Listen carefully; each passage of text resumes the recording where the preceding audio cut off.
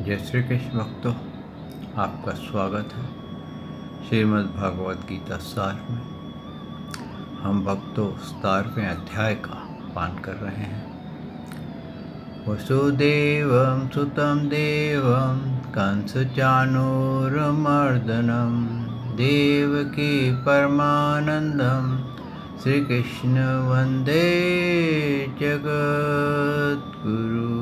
श्रीकृष्ण शरणं गोपाल शरणं श्रीकृष्ण शरणं गोपाल शरणं मेरे बांके बिहारी नंदलाल शरणं मेरे बांके बिहारी नंदलाल शरणं श्रीकृष्ण शरणं गोपाल शरणं श्रीकृष्ण शरणं गोपाल शरणं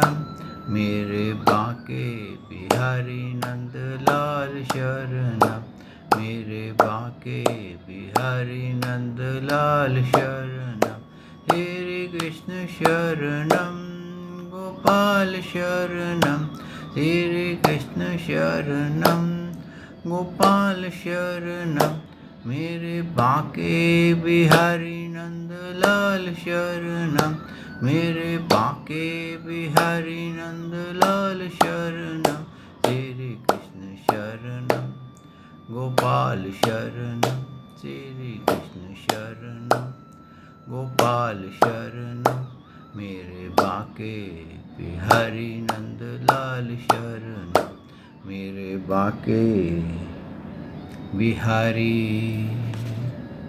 नंदलाल शरणं।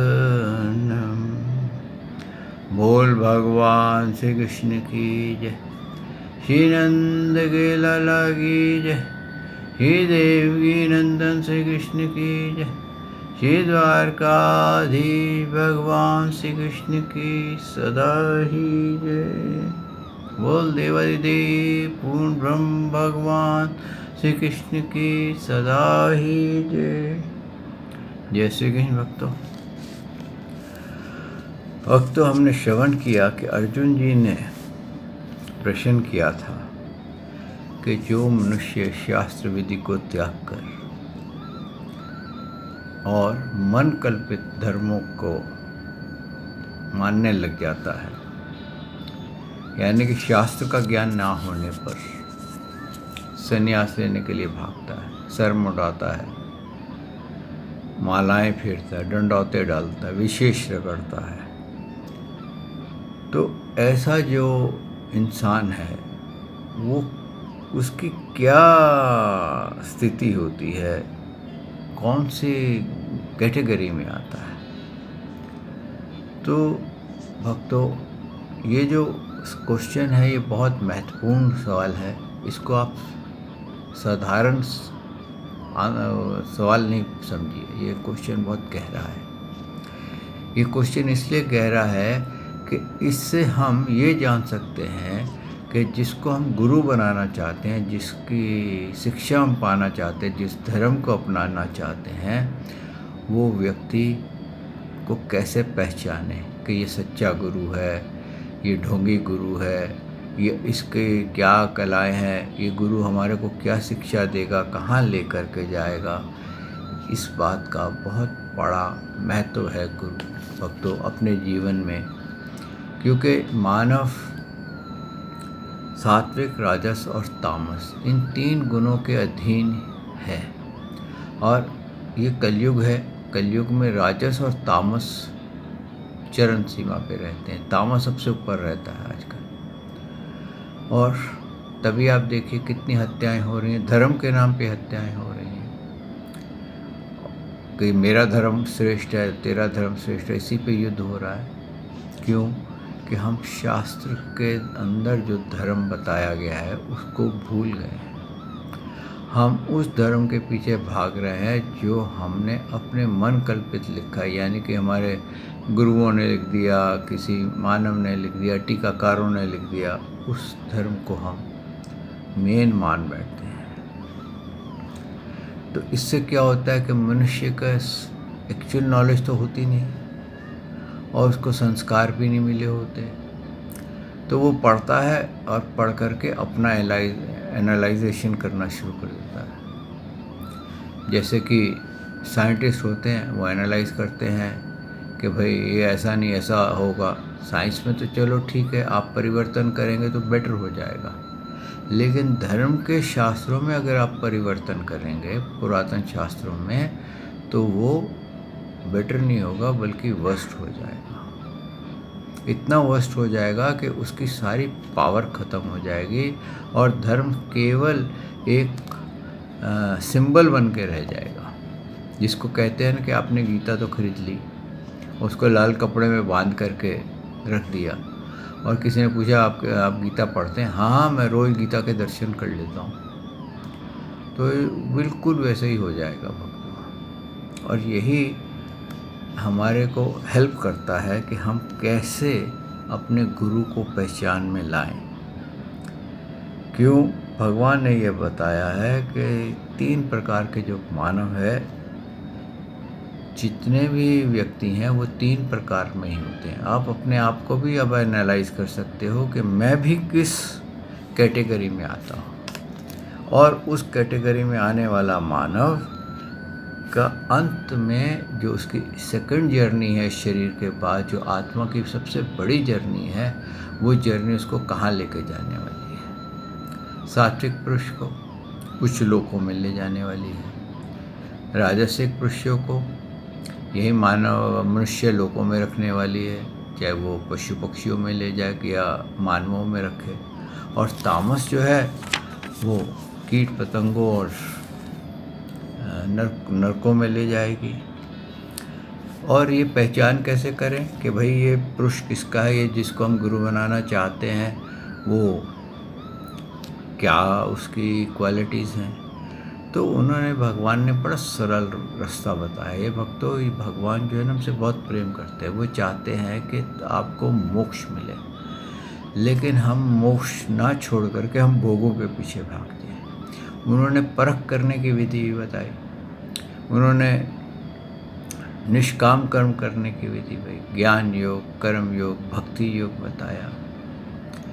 इतना कुछ बताने पर भी हम उसको नहीं समझ पा रहे, तो बाद में उन्होंने, भगवान ने और स्पष्टीकरण किया कि अच्छा, अब तो किसी को फॉलो करेगा कि ये जो ज्ञान दे रहा है क्या दे रहा है, क्योंकि कलयुग में तेरे पास समय नहीं होगा कि तू शास्त्र को बैठ के पढ़े समझे, और ना ही ऐसे विद्यालय होंगे, ना ही ऐसे गुरुकुल होंगे जो तेरे को शास्त्र पढ़ाएं।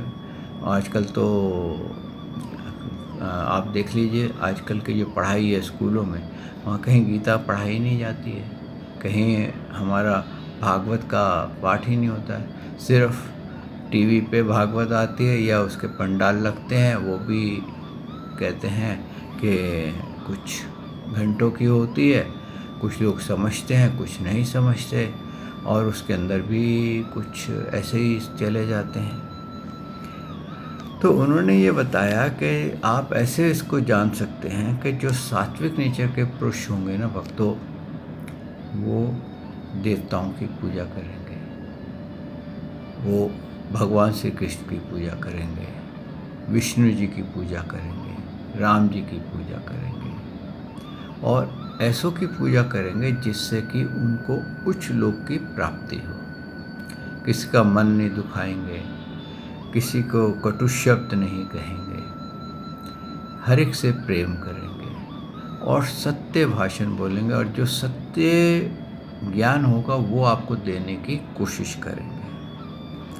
और जो राजस होंगे, अब आप राजस पुरुष क्या करेगा, वो यक्ष और राक्षसों को पूजेगा, यानी कि उसकी पूजा करेगा जहाँ से धन की वृद्धि हो, मान की वृद्धि हो, यानी कि धनवान, बुद्धिवान, ज्ञानवान, कुलवान, हर चीज़ की उसको वृद्धि चाहिए। एक गाड़ी है, एक गाड़ी और चाहिए, एक पत्नी है, एक पत्नी और चाहिए, एक मकान है, एक मकान और चाहिए। हाँ, इतना बैंक बैलेंस है, नहीं, इससे डबल होना चाहिए। तो वो इसी में ही उनकी पूजा करेगा जहाँ से उसको ये इच्छा आशा बनी रहेगी कि धन कैसे बढ़े।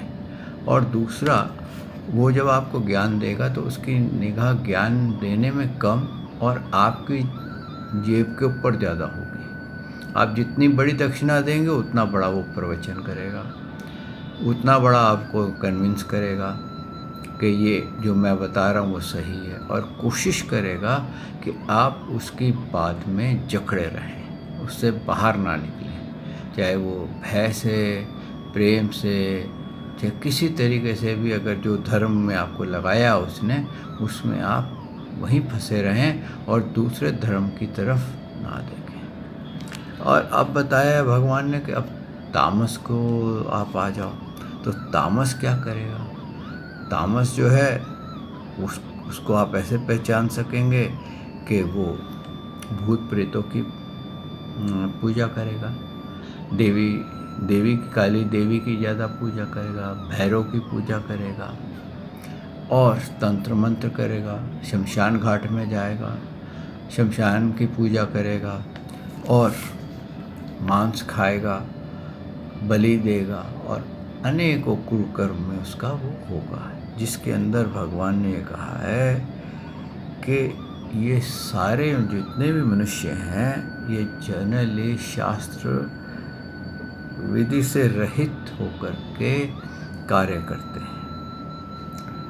और आगे भगवान ने ये बताया है कि जो मनुष्य शास्त्र विधि से रहित केवल मन कल्पित घोर तप को तपाता है, दंभ और अहंकार से युक्त है एवं कामना, असक्ति और बल के अभिमान से भी युक्त है, शरीर रूप से स्थित भूत समुदाय और अंतःकरण में स्थित मुझ परमात्मा पर कृष करने वाला ही है, उन अज्ञानियों को तू असुरी स्वभाव वाला जान। अब यहाँ पर ये देखे, घमंड, दिखावा, अपने आप को बहुत बड़ा भक्त बताना और ऐसा बताना कि बस मैं ये ऐसा हुंकारा भरूंगा तो सूर्य देव मेरी झोली में आके गिर जाएंगे, या मैं ये करूंगा तो ऐसा हो जाएगा, मेरे ही इच्छा से सूर्योदय होते हैं, मेरी ही इच्छा से सूर्य अस्त होते हैं, मैं ही उनको कंट्रोल करता हूँ।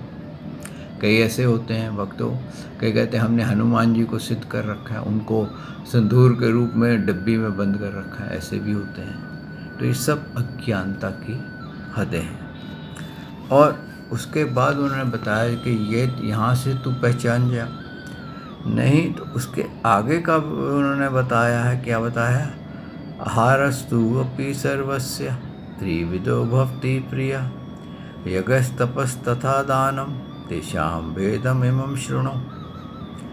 भोजन भी जो सबको अपनी अपनी प्रकृति के अनुसार 3 प्रकार का प्रिय होता है, और वैसे ही यज्ञ, तप, दान भी 3 प्रकार के होते हैं। उनको इस पृथक पृथक भेद से तू मुझसे सुन। अब आपने पहले तो उनकी नेचर समझ ली। अब मान लीजिए आप नेचर में कंफ्यूज हो रहे हैं, तो फिर आप उनके साथ जब व्यवहार करें, एकदम गुरु मत बनाइए, उसके साथ कुछ महीने रहिए, देखिए वो उसकी नेचर क्या है, क्या खाता है, क्या पीता है, कैसे उसका रहन सहन है, क्या बातें करता है, क्या उसकी संगत है। इस तरह से आप उसकी नेचर स्टडी करिए।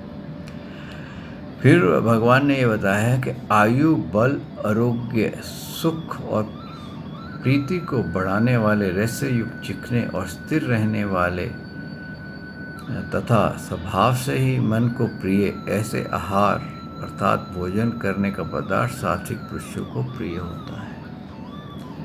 अब क्या है, यहाँ पर भगवान ने एक भेद खोलना शुरू किया कि अब तो उसके भोजन से ही समझ जा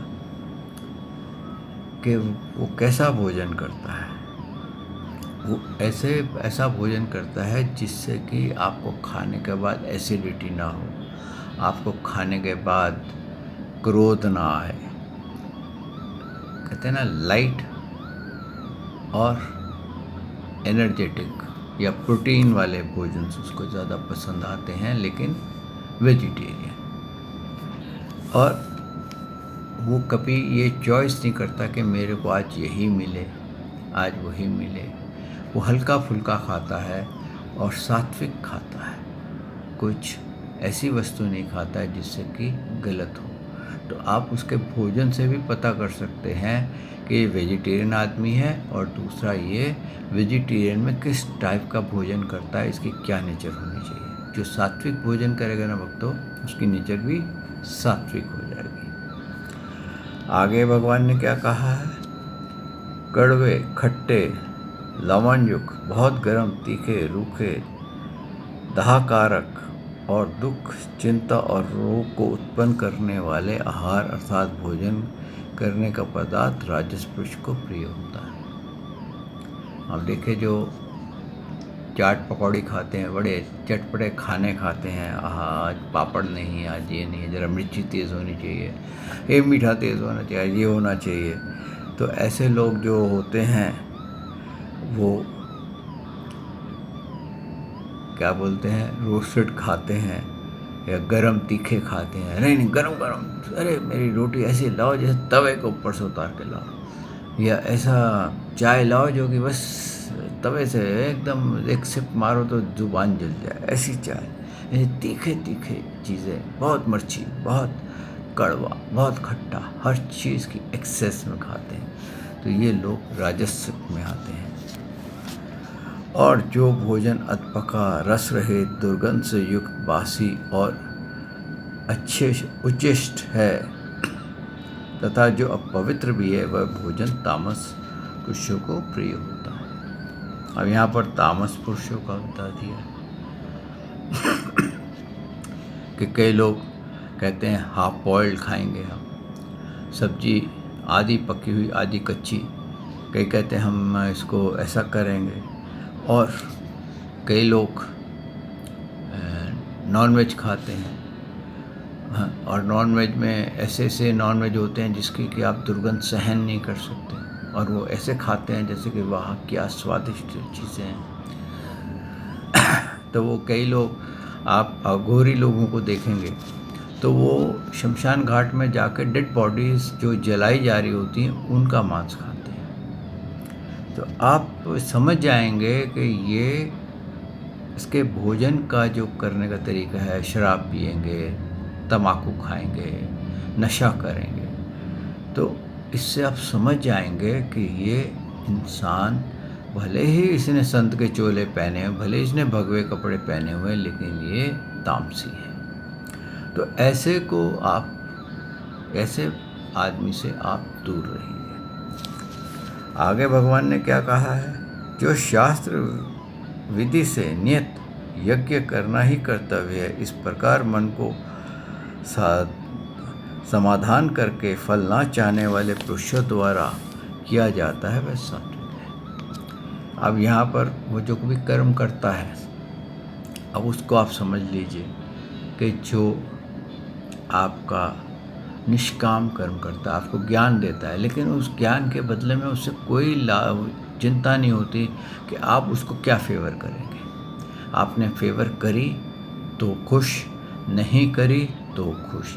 यानी कि अगर किसी ने 10 पैसे की दक्षिणा दी तो गुरुजी प्रसन्न, किसी ने खाली माथा टेक दिया तो गुरुजी प्रसन्न। तो ऐसा इंसान जो हर हाल में खुश रहे और उसको कोई आपकी दक्षिणा से, कोई किसी प्रकार के कार्य से, आपके माया से उसको कोई इंटरेस्ट ना हो, और आपको ज्ञान दे रहा हो, तो आपका गुरु बनने का भी उसको इंटरेस्ट ना हो, तो ऐसे पुरुष को सात्विक कहा गया है। तो उस गुरु को आप पकड़ लीजिए, अगर मिले जीवन में तो ऐसे गुरु को आप पकड़ लीजिए।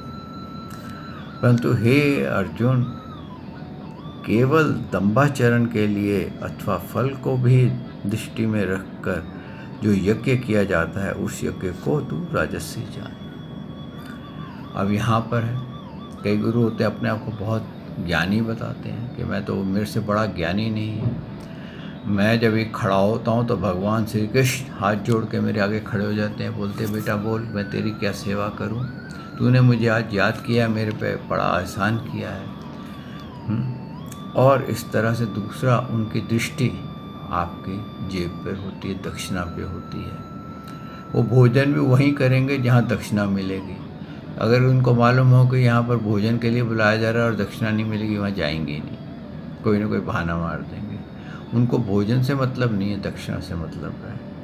और वो केवल इसलिए करते हैं कि दिखावा करने के लिए, और ये बताते हैं कि बस मेरा धर्म सबसे श्रेष्ठ है, मेरा धर्म सबसे श्रेष्ठ है, मेरा ज्ञान सबसे श्रेष्ठ है, भले ही वो ज़ीरो हो, लेकिन उनको शास्त्र का एक कहते हैं शब्द भी ना आता।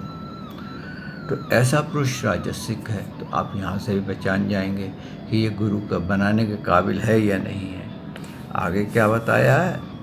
आगे भगवान कहते हैं, शास्त्र विधि से हीन, अन्न दान से रहित, बिना मंत्रों के, बिना दक्षिणा के और बिना श्रद्धा के किए जाने वाला यज्ञ को तामस यज्ञ कहा कहते हैं। अब ये बताया कि जो शास्त्र विधि से रहित, कि भाई इसमें ये बलि दे दो, इसमें ये कर दो, मंत्र भी नहीं आते, बस अग्नि में डालते जाओ, ओम भुर्वा स्वाहा, ओम भुर्वा स्वाहा, स्वाहा स्वाहा करते रहो। तो वहाँ पर दक्षिणा का भी कोई सवाल नहीं आता, किसी बात की कोई बात वो नहीं होती, सारे शास्त्रों के विरुद्ध, यानी कि शास्त्र के मुताबिक दक्षिणा देनी पड़ती है, जो शास्त्र में नियम बताया है। लेकिन वो मन कल्पित होता है तो वो तामस हो जाता है। तो साफ समझ सकते हैं कि ये जो भूत प्रेतों के मंत्र पढ़ रहा है, ऐसे मंत्र पढ़ रहा है जिससे कि एक चमत्कार सा हो जाए, या मेरे को कन्विंस करने के लिए कर रहा है, तो वहाँ आप समझ जाइए कि ये तामस है। तो उससे भी थोड़ा आप सावधान हो जाइए। आगे भगवान ने क्या कहा है? देवता, ब्राह्मण, गुरु और ज्ञानी जनों का पूजन, पवित्र, सरलता, ब्रह्मचार्य और अहिंसा, यह शास्त्र समग्र अहिंसा, यह शरीर संबंधी तप कहा गया है। अब यहाँ पर तप भी आप देख लीजिए कि कौन सा तप कर रहा है और मैं कौन सा तप कर रहा हूँ। ये सब भक्तों आप अपने ऊपर एनालाइज करिए, ये गुरु का नहीं, आपके अपने ऊपर भी है कि क्या मैं देवताओं की, ब्राह्मणों की, गुरुजनों की मान देते हुए उनकी पूजा करता हूँ?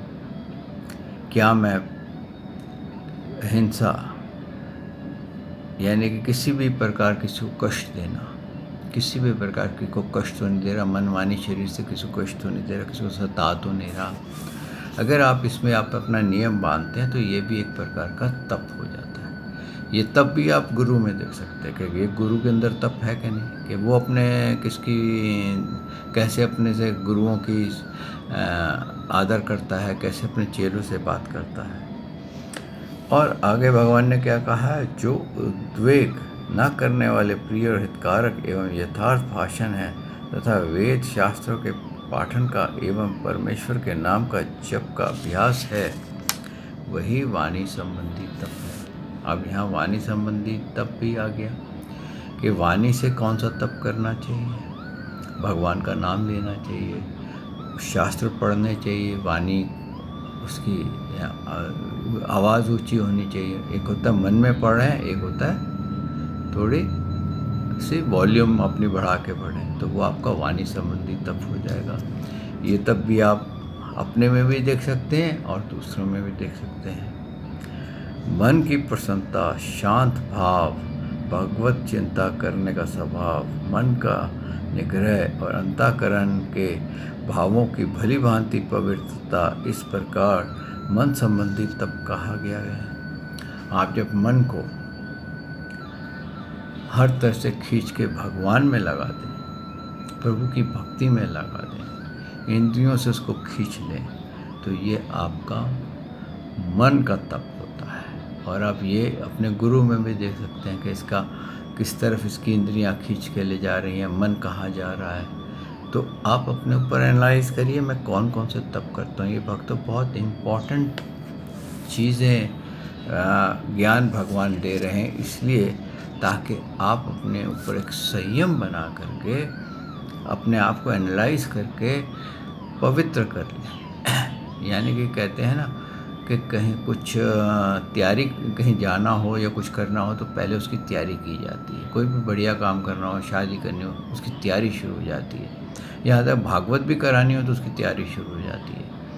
अगर आपकी तैयारी में कुछ कमी रह जाए ना, तो वो चीज़ में खंडन सा पड़ जाता है, यानी कि कुछ प्रॉब्लम हो जाती है। तो इसलिए भक्तों, ये तैयारी जो है ना हमारी अगले योनि की है, अगले यात्रा की है, जो शरीर के बाद होगी। तो आप ये भी देख लीजिए कि मैं मन संबंधी तप कर रहा हूँ, किससे कि मैंने अपने मन को भगवान के चिंतन में लगा दिया। आप भगवान का ध्यान करते हैं, उनका सिमरन करते हुए और उनका साक्षात करते हैं, तो ये मन संबंधी तप हो जाता है। आगे क्या कहा है भगवान ने? फलों को ना चाहने वाले योगी पुरुषों द्वारा परम श्रद्धा से किए हुए उस पूर्व 3 प्रकार के तपों को सात्विक कहते हैं। अब ये जो पहले के जो 3 प्रकार के तप बताए गए हैं, ये सात्विक तप है। और अगर ये सात्विक तप में आप पूर्ण रूप से हैं, लिप्त हैं, तो भक्तों ये यकीन मानिए, आपका आने वाला जो यात्रा है इस शरीर के बाद, वो सात्विक होने वाली है। आप उच्च लोकों में जाएंगे और उसके साथ आप मोक्ष भी प्राप्त कर सकते हैं। कुछ पता नहीं कब प्रभु आपका हाथ पकड़ के कहें, बेटा आजा मेरे पास। और आगे क्या कहा है भगवान ने? उन्होंने कहा है, जो तप सत्कार, मान और पूजा के लिए तथा अन्य किसी स्वार्थ के लिए भी स्वभाव से या पखंड से किया जाता है, वह निश्चित एवं क्षणिक फल वाला तप यहाँ राजस कहा गया। अब यहाँ पर राजस तप के बारे में बताया गया है कि कई लोग क्या करते हैं, भागवत कथा कराते हैं, गीता का पाठ कराते हैं, बड़ी बड़ी पूजाएं कराते हैं, और ऐसे ऐसे बड़े बड़े संत टाइप के लोगों को बुलाते हैं जिनका बड़ा नाम हो, जिसको बोलते हैं डिज़ाइनर संत, डिज़ाइनर गुरु।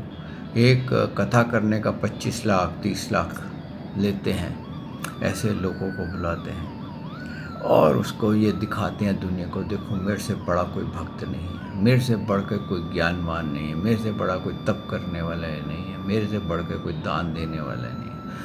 मैं दान देता हूँ तो भगवान हाथ जोड़ के खड़े हो जाते हैं, बेटा ला मुझको दे, मेरे घर में दिया जलाने के लिए आज तेल नहीं है।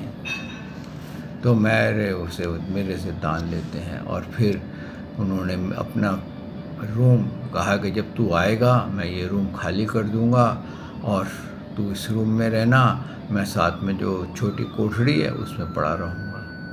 तो उनको ये जो है, ये उनका राजसिक तप हो जाता है। और जो तप मूर्ता पूर्वक हठ से वन, वाणी और शरीर के पीड़ा सहित अथवा दूसरों को अनिष्ट करने के लिए किया जाता है, वह तामस कहा जाता है। अब देखिए भक्तों, तामस का भी बता दिया है भगवान ने कि तामस में क्या होता है, हिंसा होती है, किसी जानवर की बलि दी जाती है। कई लोग क्या करते हैं, अपने हाथ को ऐसे कट लगाते हैं और वो खून को बलि के रूप में चढ़ाते हैं। हाँ, अब बताइए, पहले भगवान ने बताया कि एक तो तू आत्मा को कृष कर रहा है, कभी ऐसे हाथ खड़ा करके खड़ा हो गया और कभी अंदर से ऐसे आसन लगाता है जो कि पीड़ादायक आसन है, और फिर अपने हाथ को भी कभी उंगली को काट देता है, ब्लड निकालता है, फिर ब्लड को अग्नि में डालता है, कभी कुछ करता है। और जो दूसरों को कष्ट दिए जाते हैं, यानी कि जानवरों को दिए जाए या किसी का अनिष्ट करने के लिए, वो होते कई तांत्रिक होते हैं ना, अच्छा तेरे को वो इंसान बहुत तंग कर रहा है ना, ले मैं ऐसा नींबू बांधता हूँ कि उसकी टांग टूट जाएगी। तो ऐसा भी हो जाता है। तो इस प्रकार से भक्तों, ये तीनों प्रकार के तप हैं, तीनों प्रकार की पूजाएं हैं। आप इसमें से देखिए आप किस में रुचि ले रहे हैं, आप किस गुण के अंदर हैं, उस गुण को आप अपना आधार बनाइए, अपना कल्याण करिए और निष्काम में आ जाइए। जिस दिन आप निष्काम गुण में आ जाएंगे, निष्काम कर्म में आ जाएंगे, उस दिन आप मोक्ष के अधिकारी बन जाएंगे। आइए भक्तों, यहाँ वाणी को विश्राम देते हैं। कल प्रभु ने चाहा तो मैं आपकी सेवा में फिर हाजिर होऊंगा और इसके आगे का 17वें अध्याय का पान करेंगे। श्री कृष्ण शरणम गोपाल शरणम, श्री कृष्ण शरणम गोपाल शरणम, मेरे बांके बिहारी नंदलाल शरणम, मेरे बांके बिहारी नंदलाल शरणम, श्री कृष्ण शरणम, गोपाल शरणम, श्री कृष्ण शरणम, गोपाल शरणम, मेरे बांके बिहारी नंदलाल शरणम, मेरे बांके बिहारी नंदलाल शरणम।